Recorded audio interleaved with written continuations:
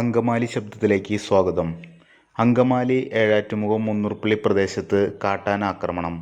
അങ്കമാലി ഏഴാറ്റുമുഖം മുന്നൂർപ്പള്ളി പ്രദേശത്തെ ജനവാസ മേഖലയിലേക്കാണ് കാട്ടാനകൾ അതിക്രമിച്ച് കയറി വൻ നാശനഷ്ടങ്ങൾ സംഭവിച്ചിരിക്കുന്നത്.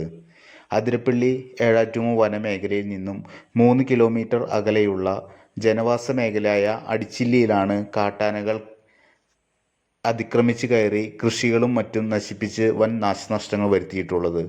കർഷകരുടെ കൃഷിയിടങ്ങളിൽ ആന കയറി വാഴകൾ, റംബൂട്ടാൻ തുടങ്ങി നിരവധി കൃഷികൾക്കാണ് നാശം വരുത്തിയിട്ടുള്ളത്. ജനവാസ മേഖലയോട് ചേർന്നുള്ള പ്രദേശമാണ് ഇത്.